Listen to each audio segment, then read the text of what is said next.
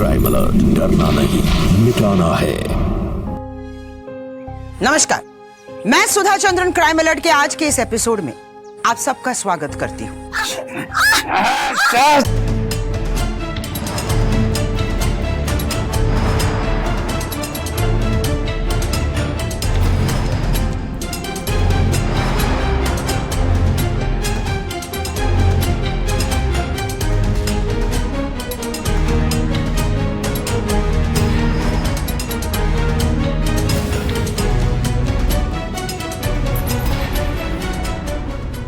आज हम देखेंगे एक अनाथ आश्रम में पली बड़ी उस लड़की की कहानी जो अपनी पहचान जानने के लिए ना सिर्फ इस दुनिया से, इस समाज से, बल्कि पूरे सिस्टम से लड़ने के लिए निकल गई।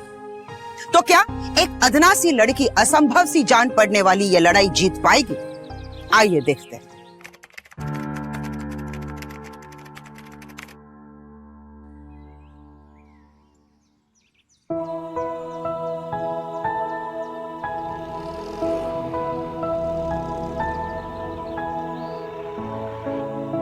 क्या हुआ, स्कूल जाने का मन नहीं है आपका? नहीं। क्यों लेकिन? मैं थक गई हूँ। क्यों थक गई हो तुम?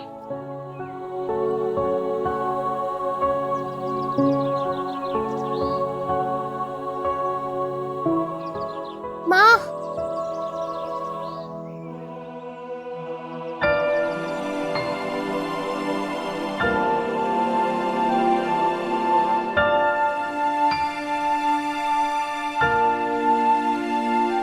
विद्या, विद्या बेटा चले, चल ये लो स्माइल।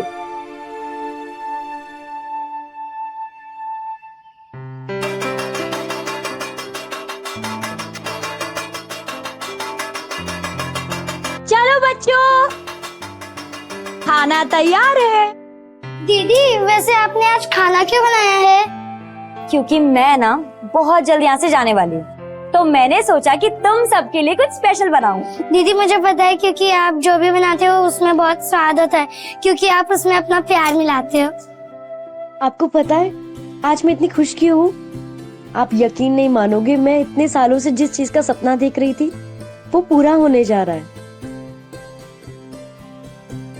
आज 18 साल बाद मुझे ये पता चला है कि मेरी माँ जिंदा है और फाइनली मैं उनसे मिलने वाली हूँ।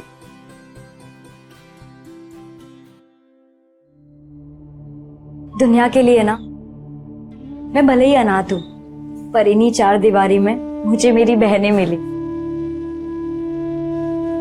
और मुझे मेरी माँ मिली। जब मैं यहाँ से जा रही हूँ ना, तो तुम लोग को बहुत मिस करूंगी। पता नहीं कैसे जीऊंगी तुम लोग के बिना। पर दीदी ये तो आपका घर है, आप कहाँ रहोगी और कैसे रहोगी?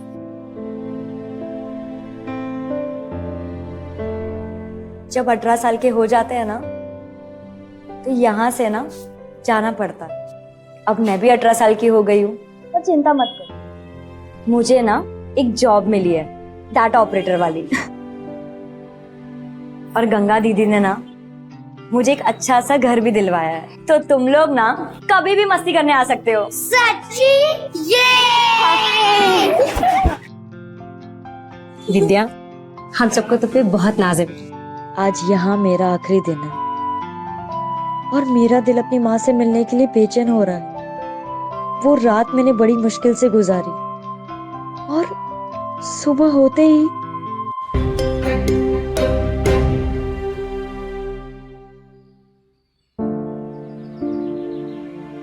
इतने सालों तक माला को मिलने आज तक कोई नहीं आया। तुम उसकी क्या लगती हो?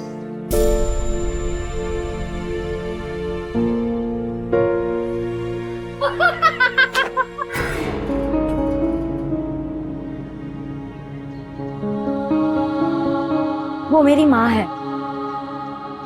कैसी है वो? उसके मुंह से तो हमने आज तक एक शब्द नहीं सुना, बस ऐसे ही चुपचाप पड़ी रहती है। अगर वो चुपचाप रहती है तो आपने उसे बंद करके क्यों रखा है? क्योंकि वो कभी कभी ज्वालामुखी की तरह फटती है, और जब वो फटती है ना तो उसको संभालना बहुत मुश्किल होता है।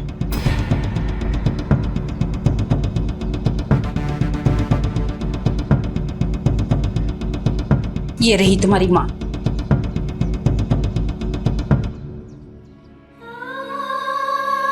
माला, देखो तो तुमसे कौन मिलने आया है। माला,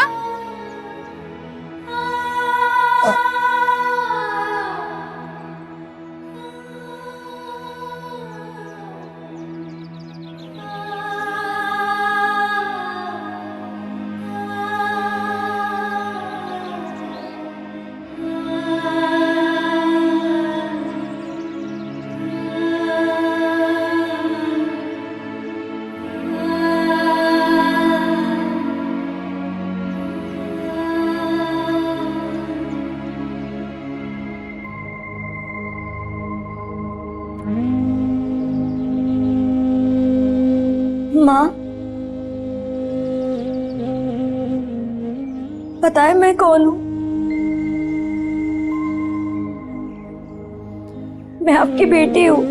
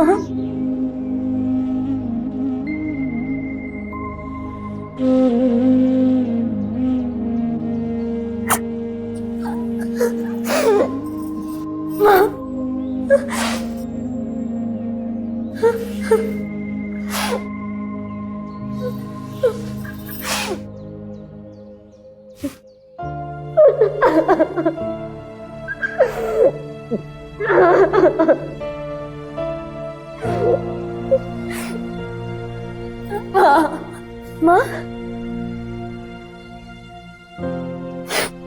पता है मैं आपके लिए क्या लाई हूँ? खीर। मैं आपको अपने हाथों से खिलाती हूँ।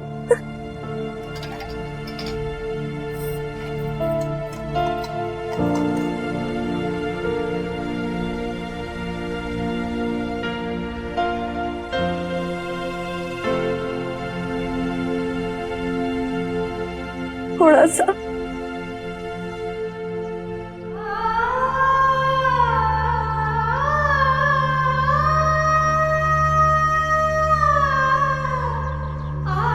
माँ, मैं अभी ना आपके पास ही रहूंगी, हमेशा आपका ध्यान रखूंगी। आपको ये कमरे में ना कोई बंद नहीं करेगा। अभी थोड़ी देर में ना रात भी होने वाली है।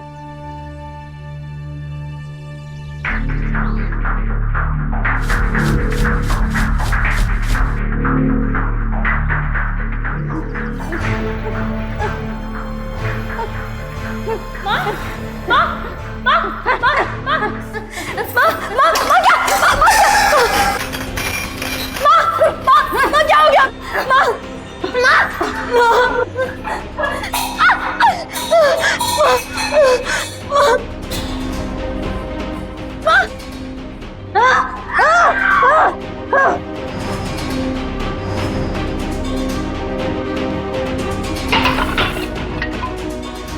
क्या किया ये सब?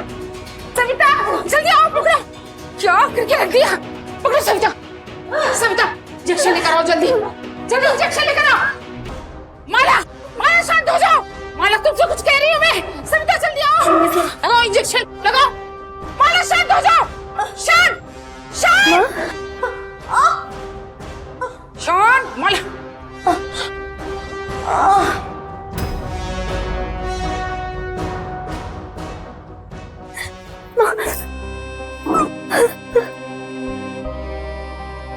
मना किया था ना तुम्हें, माला से दूर रहो। अगर तुम्हें कुछ हो जाता तो? मुझे कुछ नहीं होगा। ये मेरी माँ है और इनके अंदर जो घाव पल रहे हैं ना, मैं उसे अपने प्यार से ठीक करूंगी। भगवान तुम्हारी रक्षा करें।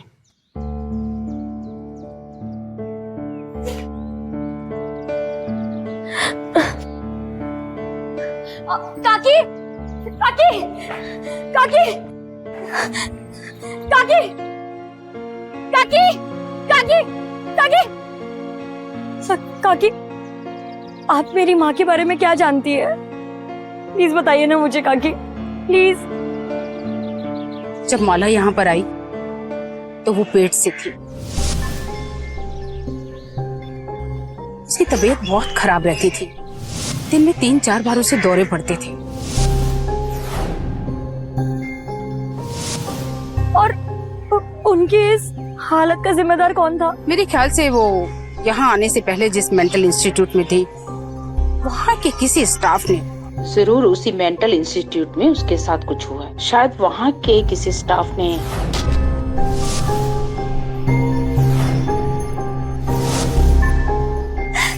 काकी, कोई ऐसा तरीका है जिससे मुझे मेरी माँ के बारे में पक्की जानकारी मिल सके? हर पेशेंट की एक फाइल होती है और वो फाइल वहाँ के एडमिन के पास होती है, और माला की फाइल से तुम्हें उसकी पुख्ता जानकारी मिल सकती है।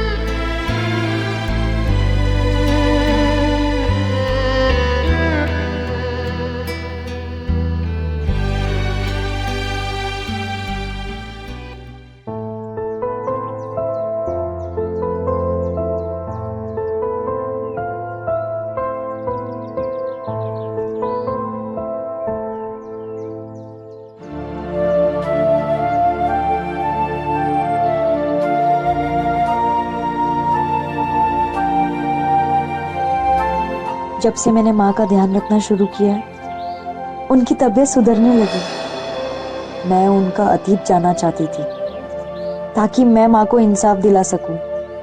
कोशिश कर रही हूँ, लेकिन राह में ढेर सारी चुनौतियां हैं और ढेर सारी मुश्किलें। अंकल, अरे बाद में आना। बोला ना, तुझे ऐसे किसी की फाइल नहीं दे सकते। तो सुनिए, तुझे और कुछ काम नहीं है क्या? जा काम कर।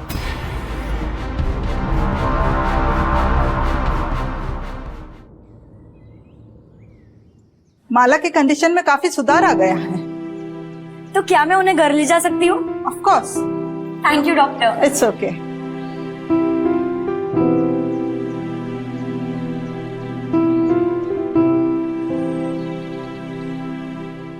माँ, घर चलिए।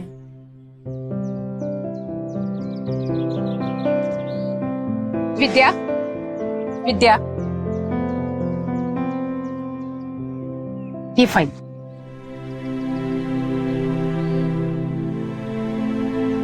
थैंक यू सो मच काकी।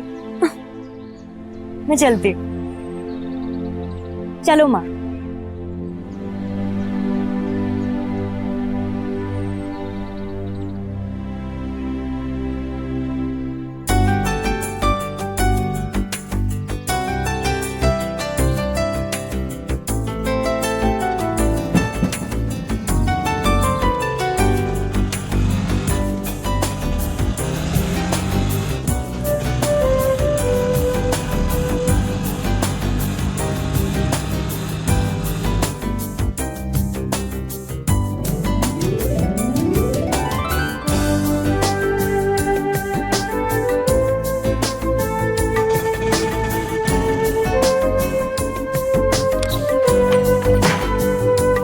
आइए माँ।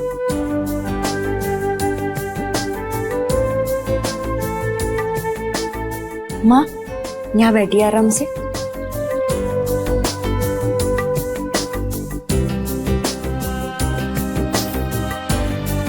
माँ, मैं अभी आपके लिए पानी लाई।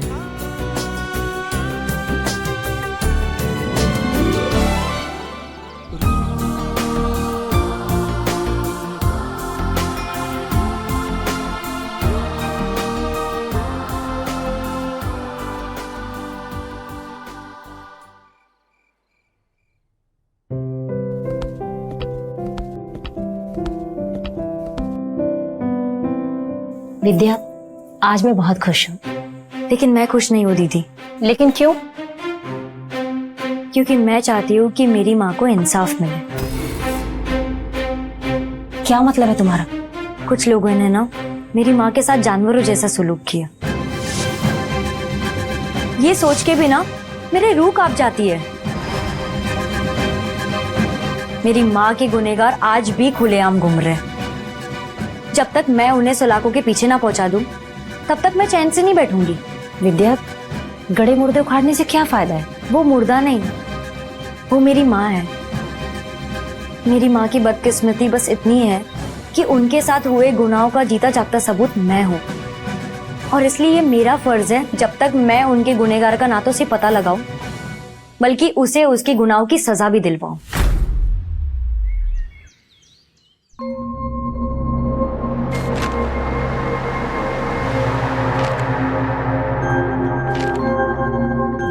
इसके मुताबिक 2004 में माँ को सेवा सदन एनजीओ के हॉस्पिटल में एडमिट कराया गया, और हॉस्पिटल एडमिट करने के बाद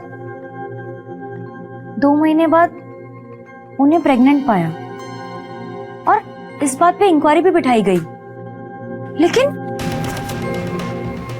दीदी, इसमें तो आगे की पेज गायब है। मुझे तो लगता है ये उन लोगों की हरकत है जो ये नहीं चाहते कि जमाने के सामने उनके नाम आए। विद्या, हमारी आखिरी उम्मीद भी टूट गई। मुझे लग रहा है सब खत्म हो गया। नहीं दीदी, अभी भी कुछ देर नहीं हुई है। इंसाफ के लिए कभी देर नहीं होती। मैं अपनी माँ को इंसाफ दिला कर रहूंगी। मैं कोर्ट जाऊंगी और मांग करूंगी कि सेवा सदन एनजीओ में सारे काम करने वाले मर्दों का डीएनए टेस्ट करवाया जाए, ताकि मुझे मेरी माँ की गुनहगार का पता चल सके। फिर मैं उन्हें उनके जुर्म की सजा दिलवाऊंगी।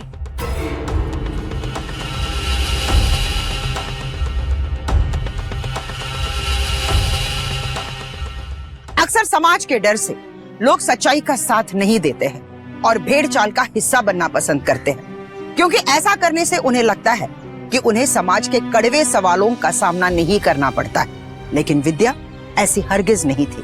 वो तो अलग मिट्टी की बनी लड़की थी, और जब उसे अपने जन्म की परिस्थितियों के बारे में और अपनी माँ पर हुए अत्याचारों के बारे में पता चला, तो अपने अस्तित्व को लेकर वो शर्मसार नहीं हुई, बल्कि अपनी पीड़ित माँ को इंसाफ दिलाने की उसने ठान ली।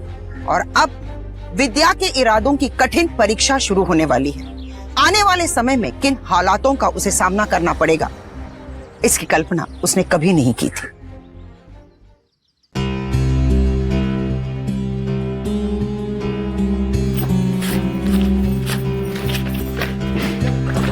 विद्या, ये फाइल अर्जेंटली चाहिए। जी सर।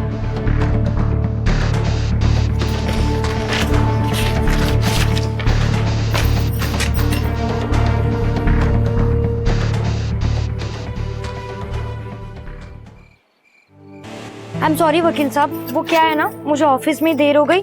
मैं अभी आती हूँ।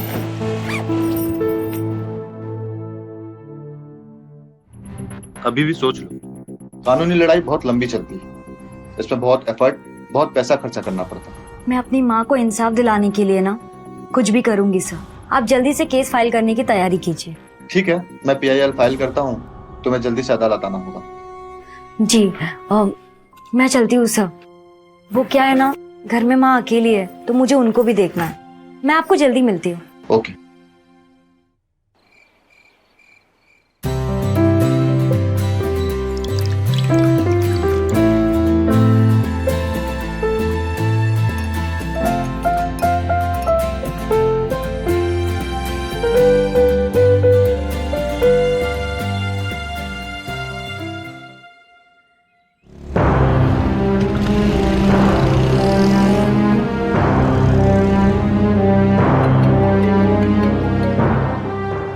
दीदी, कहाँ हो तुम? मैं बस अभी रास्ते में ही हूँ। अच्छा जल्दी करो, जैसा बातें ही होंगी। हाँ।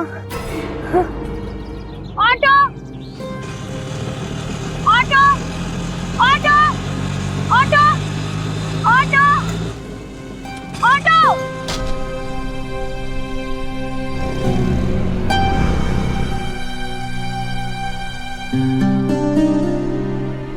ऑटो,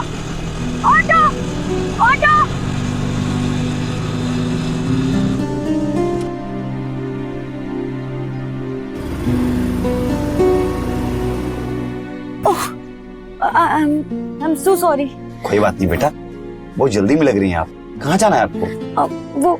वो मुझे कोर्ट जाना है। अरे हम भी वही जा रहे हैं, आइए ना बैठिए, हम आपको ड्रॉप कर देंगे, है ना पापा? हाँ क्यों नहीं। अरे बैठ जाओ बेटा, डरो मत, तुम भी तो मेरी बेटी जैसी ही हो ना। बैठ जाओ। बैठो बैठो। आओ आओ। हाँ थोड़ा इधर आ जाना निधि। हाँ। चलिए।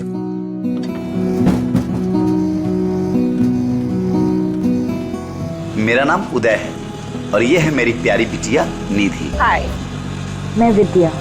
लिफ्ट के लिए थैंक यू। अरे कोई बात नहीं।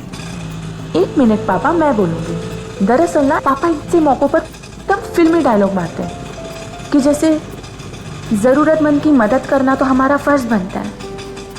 बदमाश कहेंगी। वैसे आप लोग कोर्ट क्यों जा रहे हो?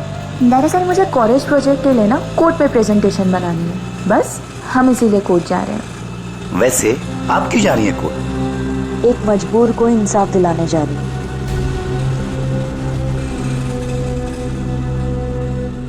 ये अदालत कुमारी माला सिंह पर हुए अत्याचारों के प्रति संवेदना रखती है, इसलिए साल 2004 में सेवा सदन में काम करने वाले सभी पुरुष कर्मियों के डीएनए करवाने का आदेश देती है।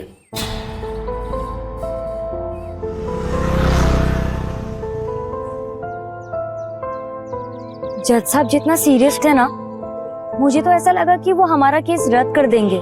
देखो दुनिया कुछ उसूलों पे चलती है, जैसे रात कितनी भी काली क्यों ना हो लेकिन सूरज को नहीं रोक सकती, ठीक उसी तरीके से दुनिया की कोई भी ताकत सच और इंसाफ को कभी नहीं दबा सकती। दीदी आपकी यही शब्द तो मेरी ताकत है। अच्छा अब मैं चलती हूँ, माँ घर में अकेली है। मैं कल आती हूँ। ऑटो।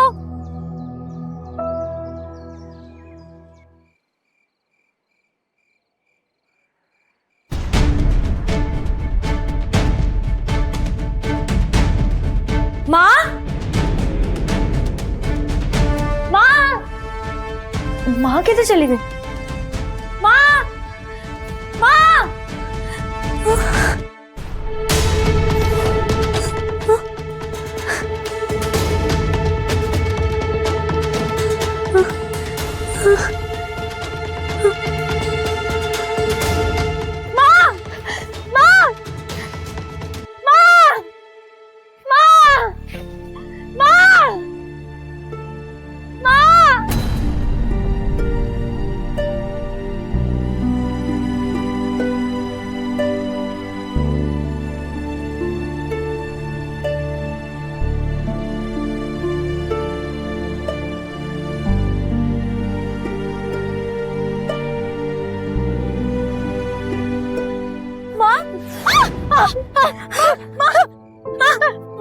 माँ मैं हूँ ना, कुछ नहीं होगा, कुछ नहीं होगा आपको।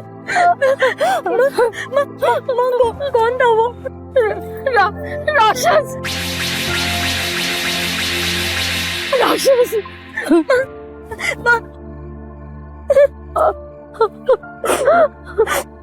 कुछ नहीं होगा माँ, मैं हूँ ना। चलो घर चलो।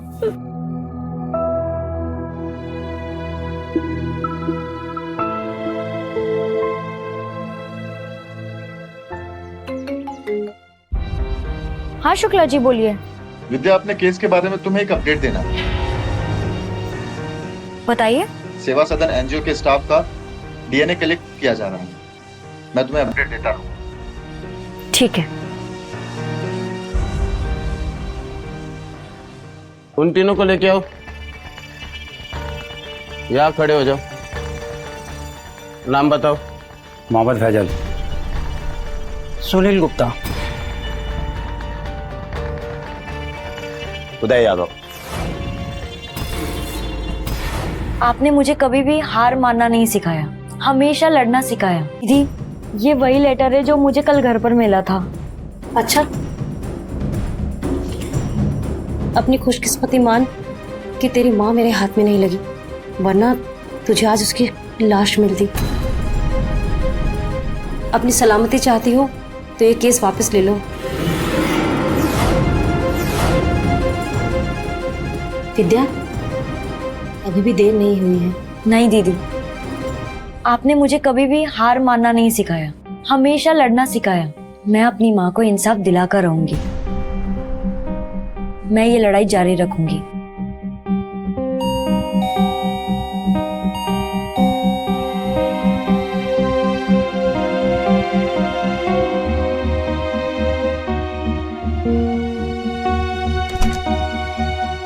अरे आप लोग, नमस्ते अंकल, आइए ना, आइए। दीदी, आपकी स्टोरी ना पेपर में छपी है और जैसे ही मैंने पेपर पढ़ा ना तो मैंने पापा को बोला कि मुझे दीदी से मिलना है। तुम भी यही सोच रही होगी ना कि कैसे कैसे लोगों से पाला पड़ गया है मेरा। अब देखो ना, कल ही तुमसे मुलाकात हुई और आज हम आ गए तुम्हारे घर पे। अंकल ऐसे मत बोलिए, अगर कल आप लोग नहीं होते ना तो मैं कोर्ट कैसे पहुंचती। दीदी, ये वही भले लोग हैं जिन्होंने मेरी मदद की। जी नमस्ते। नमस्ते।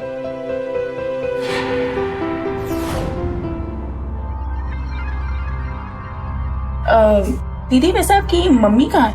अब वो सो रही है। बेटा, तुम्हें कभी भी किसी तरह की जरूरत पड़े ना, मुझसे बेझिझक कहना, ठीक है? श्योर अंकल, वैसे भी मुझे आप जैसे भले लोगों के साथ की बहुत जरूरत है। अरे हाँ, क्यों नहीं, कभी भी बेटा।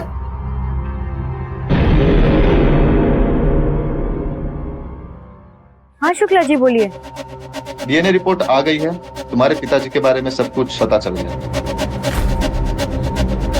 वो अभी तो मुझे ऑफिस जाना है और बहुत अर्जेंट काम है। एक काम कीजिए ना, आप मुझे जल्दी से रिपोर्ट भेज दीजिए, मैं आपसे लंच ब्रेक में मिलती हूँ। ओके।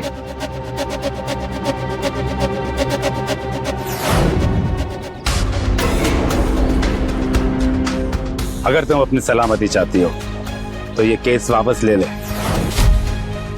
समझी? मर जाऊंगी लेकिन केस वापस नहीं लूंगी। कौन कहता है हम तुम्हें मारेंगे? हम तुम्हारी वही हालत करेंगे जो हमने तुम्हारी माँ की थी। जब माला यहाँ पर आई तो वो पेट से थी। मेरे ख्याल से वो यहाँ आने से पहले जिस मेंटल इंस्टीट्यूट में थी, वहाँ के किसी स्टाफ ने जरूर उसके साथ ज्यादती की होगी।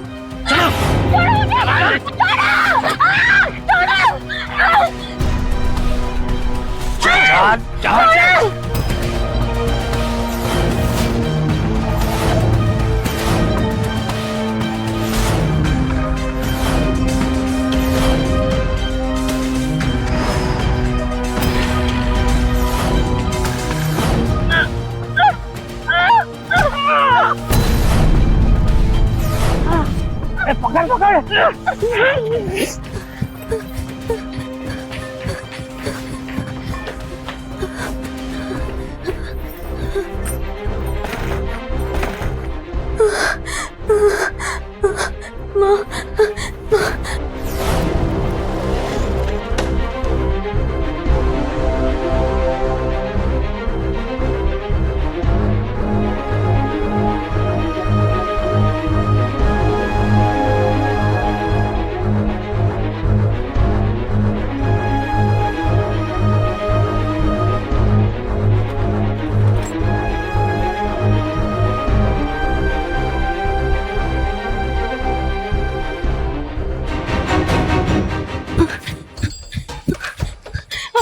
गंगा दीदी, वो कुछ लोग ना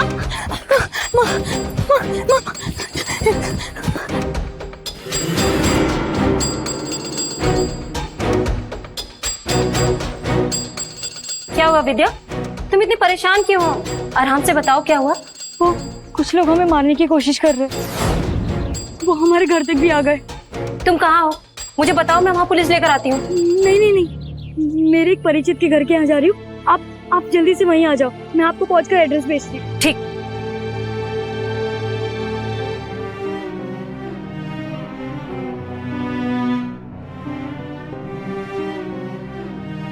सत्य और न्याय की राह बेहद कठिन और पथरीली होती है, और इसके बारे में विद्या को तो पता चल ही गया था, क्योंकि अब बात विद्या और माला की जान पर आ पड़ी।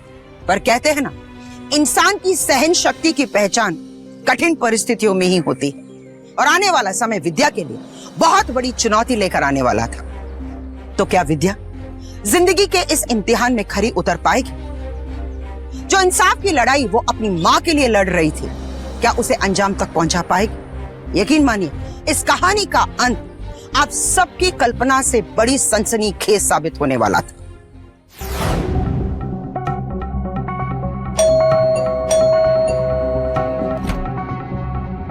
अरे दीदी, आप यहाँ? निधि, अगर तुम्हें कोई प्रॉब्लम ना हो तो हम थोड़ी देर यहाँ रुक सकते हैं। हाँ, क्यों नहीं, आइए आइए। माँ चलिए। आइए।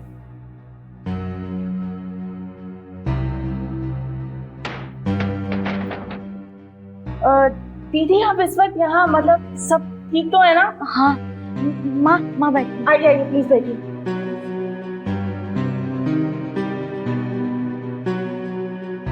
किसी ने हम पर हमला किया था और वो हमारा पीछा कर रहे थे। नहीं, आपने बहुत अच्छा किया कि आप यहाँ आ गई।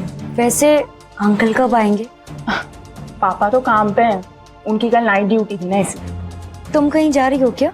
हाँ, मैं वो कॉलेज जा रही हूँ। आज एक्चुअली मेरे प्रोजेक्ट सबमिशन का आखिरी डेट है, पर अपना भी बिल्कुल टेंशन मत लीजिए, मैं भी कहीं नहीं जाने वाली। नहीं, उसकी कोई जरूरत नहीं है, तुम आराम से कॉलेज आओ। मैंने गंगा दीदी को कॉल कर दिया है, वो बस आती होंगी।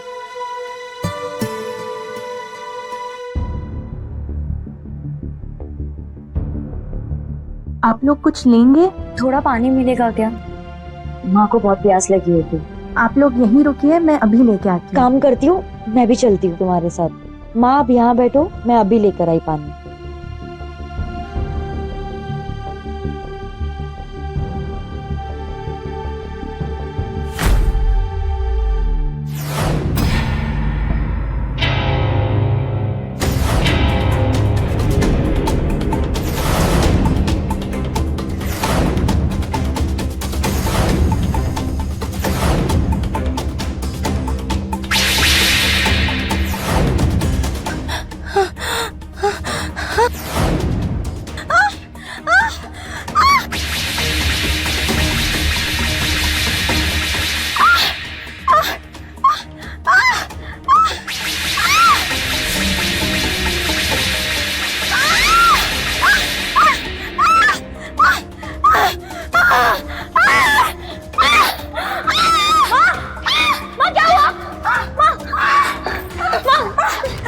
माँ को इंजेक्शन देनी होगी। पकड़।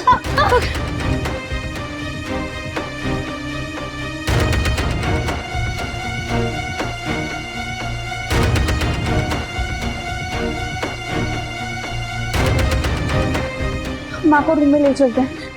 माँ चलिए।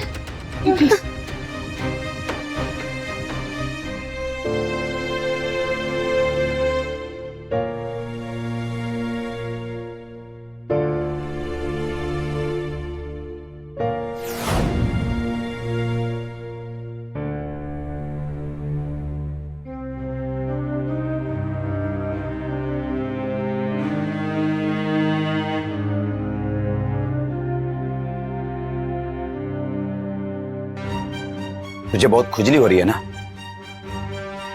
कि तेरी माँ के साथ किसने ज्यादती की? तो सुन, मैंने की है तुम्हारी माँ के साथ ज्यादती। वो मैं था। नहीं, मेरे साथ दो और भी थे। क्राइम अलर्ट, डरना नहीं, मिटाना है। दीदी, मैं कॉलेज जा रही हूँ, मेरी कैब बाहर वेट कर रही है। तो दीदी, आप बिल्कुल टेंशन मत लीजिए, अगर आपको कुछ भी जरूरत हो तो प्लीज मुझे कॉल कीजिए, ओके? और हाँ, पापा आते ही होंगे। पापा आ गए। पापा, ये देखो ना कौन आया। नमस्ते अंकल। पापा, मैं कॉलेज जा रही हूँ, आप दीदी का ना एकदम अच्छे से ध्यान रखेंगे, ओके?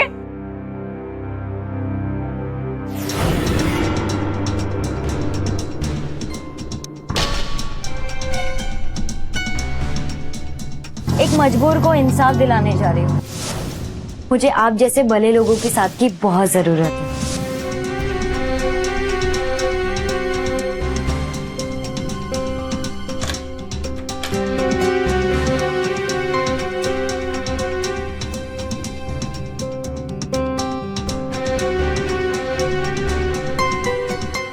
अच्छा अंकल, आप क्या काम करते हैं?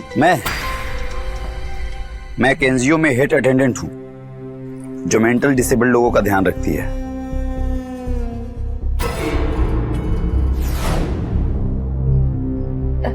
अच्छा, कौन सा एनजीओ?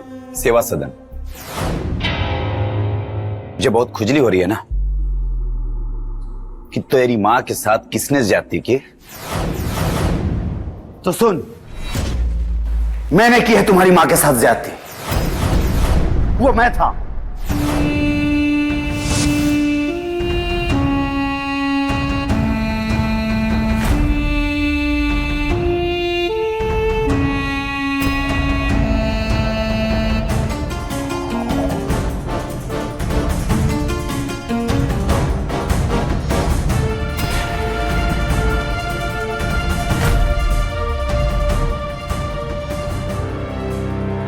नहीं, मेरे साथ दो और भी थे।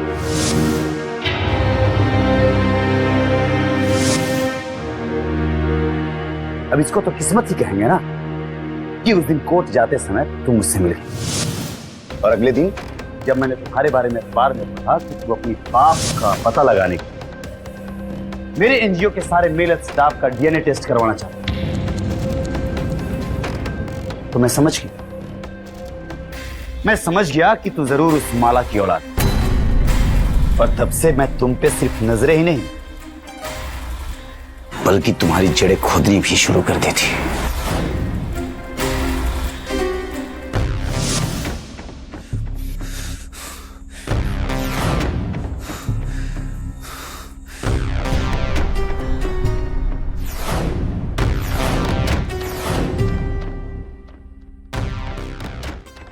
मुझे अपने किए का पछतावा है। उन दिनों मेरी संगति अच्छी नहीं थी, मैं नशा भी करता था। मैंने तेरे माँ के साथ गलत किया। उसके कुछ दिनों के बाद निधि पैदा, और मैं निधि से आंखें नहीं मिला पाए, और मैंने अपनी पुरानी जिंदगी से नाता तोड़ ली। इतनी आसानी से नहीं उतरे, तुम्हें अपने हर जुर्म का हिसाब चुकाना होगा। मेरा दिमाग खराब मत कर मेरा दिमाग खराब। अपना मुंह बंद रख और चुपचाप अपना केस वापस ले ले। कितना पैसे चाहिए तुझे? कितने पैसे चाहिए? मैं तुझे दूंगा, जिससे तू अपनी मां का ध्यान रख सकती है। और अगर मुझे तुम्हारे इस कागज के टुकड़ों में कोई इंटरेस्ट ना हो तो तुम और तुम्हारी मां शायद कल का सूरज नहीं देख पाएंगे।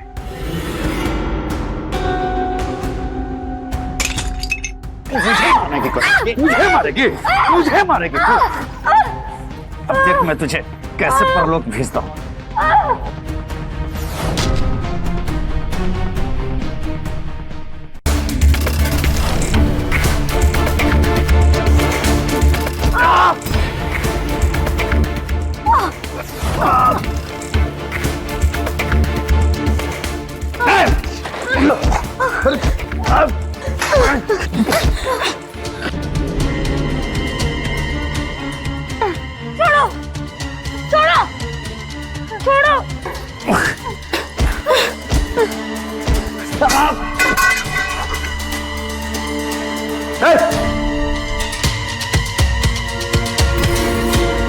तुम मुझे इस पागल के लिए मारना चाहती हो? मुझ पे हाथ उठाती है तो? पापा!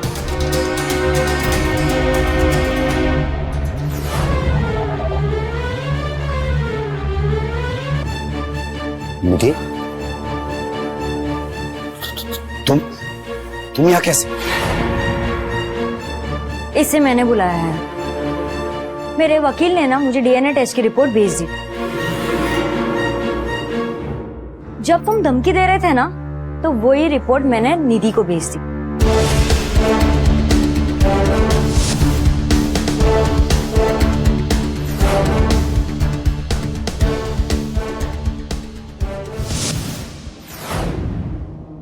और जब उस डीएनए रिपोर्ट में मैंने आपका नाम देखा तो मुझे यकीन नहीं हुआ कि मेरे पापा ऐसी घिनौनी हरकत कर सकते हैं। इसलिए मैं फौरन चली आई ताकि मैं आपका असली रूप देख सकूं। निधि, ये सब इस लड़की की साजिश है। मेरा यकीन करो, मैंने कुछ भी गलत नहीं किया है। इंसान नहीं है पापा, आप जानवर हैं, जानवर। नफरत करती हूँ मैं आपसे। एक टाइम पे मैं आपको अपना सब कुछ मानती थी। अभी आपको देखते ही मुझे इतनी घिन आती है ना।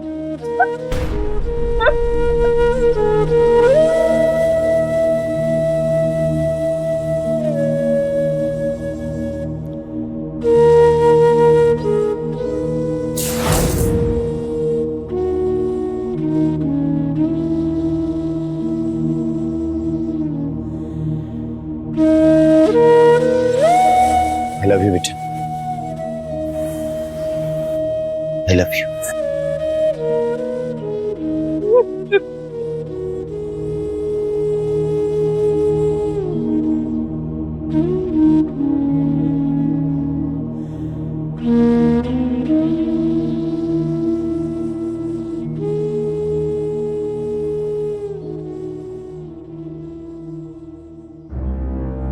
विद्या, विद्या, वो कहाँ है?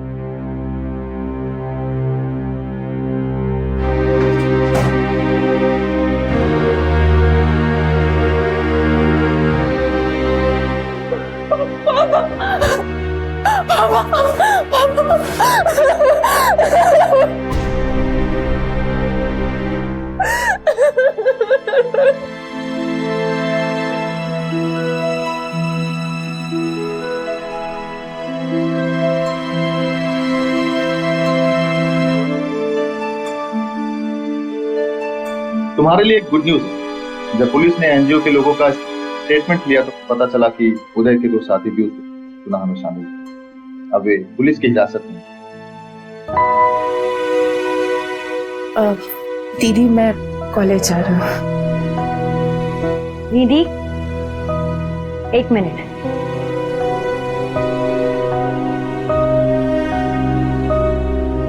तुम कभी मत सोचना कि तुम अकेली हो। हम सब है तुम्हारे साथ, तुम्हारा परिवार।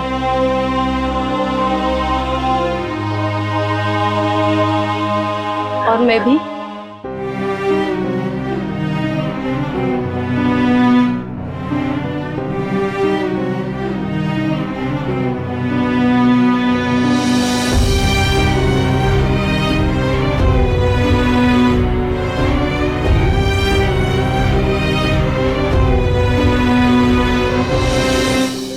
के साथ दुष्कर्म करते वक्त उदय और उसके साथियों ने यह कभी नहीं सोचा था कि उनके पाप एक दिन उन्हीं को डस लेंगे।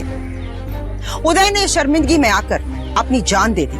वहीं दूसरी तरफ फैजल और सुनील अब पुलिस के गिरफ्त में हैं और उन पर कानून के विभिन्न धाराओं के तहत मुकदमे अदालत में विचाराधीन। कहते हैं इंसान के कर्म उस बीज की तरह होते हैं जो वो अपनी तकदीर के जमीन पर बोता है। इसीलिए कोई भी काम करने से पहले सावधानी बरतने की सख्त जरूरत है। उसे अपनी नैतिकता के तराजू में तौल लेना चाहिए। जाने अनजाने में यह भी देखना चाहिए कि हम किसी को दुख ना दे, तकलीफ ना पहुंचाए।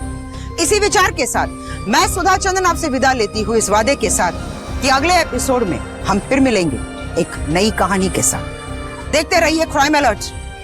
डरना नहीं, मिटाना है। जय हिंद।